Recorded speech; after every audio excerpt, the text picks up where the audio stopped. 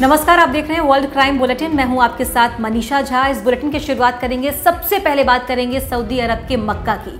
Saudi अरब के मक्का से एक हैरान कर देने वाली तस्वीर सामने आई है। दरअसल मक्का में बहुत तेज बारिश आई, लेकिन तेज बारिश के साथ तेज हवाएं भी चली है, जिसके चलते सड़क पर चल रहे लोग सड़क पर फिसलने लग गए। इस हवा की रफ्तार इतनी तेज थी कि लोग खुद पर काबू ही नहीं कर पाए। इसके साथ साथ तेज बारिश और हवा के बाद आकाशीय बिजली भी गिरी है, जिससे कई जगहों पर काफी नुकसान भी पहुंचा है। और अब अगली खबर है पाकिस्तान से, जहां 900 फीट की ऊंचाई पर केबल कार में फंसे लोगों का रेस्क्यू किया गया। दरअसल ये सभी लोग यहां पर फंस गए थे, जिसके बाद उनको रेस्क्यू करने में बहुत परेशानी आ रही थी। कुल 8 लोग यहां पर फंसे हुए थे। रेस्क्यू ऑपरेशन 14 घंटे तक चला और केबल कार में 6 स्कूली बच्चे, 2 टीचर फंसे हुए थे। दरअसल हुआ ये कि ये लोग रोज की तरह स्कूल जा रहे थे। नीचे गहरी नदी थी जो कि बारिश की वजह से उफान पर थी। इनमें से 2 लोगों को तो मंगलवार रात को ही रेस्क्यू किया गया था, लेकिन तेज बारिश आ रही थी और अंधेरे की वजह से ऑपरेशन में परेशानी आई, इसीलिए बुधवार की सुबह ही इन लोगों का रेस्क्यू किया गया। जिस केबल पर मंगलवार सुबह से कार फंसी थी, उस पर एक और छोटी केबल कार को लगाया गया और यहाँ पर जो लोग फंसे हुए थे उनको खाना दिया गया, पानी दिया गया। लेकिन जो एक्सपर्ट है वो ये बता रहे हैं कि इस तरीके से रेस्क्यू करना बहुत ही ज़्यादा खतरनाक था, क्योंकि पहले से ही उस केबल कार का लोड इन वायर्स पे था और ऐसे में एक और केबल कार को उस पर ले जाना खतरे से खाली नहीं था। लेकिन कोई और उपाय, कोई और विकल्प भी नहीं था, इसीलिए इसी तरीके से इन लोगों का रेस्क्यू किया गया। और अब अगली खबर अमेरिका के ओहायो से है, जहां एक मिनी वैन से स्कूल बस टकरा गई। इस हादसे में एक बच्चे की जान चली गई है। कई बच्चे गंभीर रूप से घायल हुए हैं, जिनका अस्पताल में इलाज चल रहा है।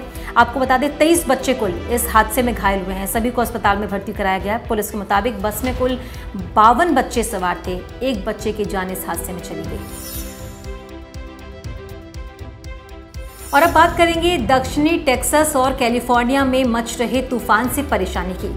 दक्षिण टेक्सास में आपको बता दें हेरोल्ड तूफान ने जहां एक तरफ लोगों को परेशान किया है, वहीं कैलिफोर्निया में हिलेरी तूफान से लोग परेशान नजर आ रहे हैं। दक्षिण टेक्सास में हेरोल्ड तूफान, जिसमें कई घरों के छत उड़ गए। हेरोल्ड तूफान से बुनियादी ढांचों को काफी नुकसान हुआ है। कॉर्पस क्रिस्टी शहर के हजारों घरों की बिजली इस तूफान के चलते गुल हो गई।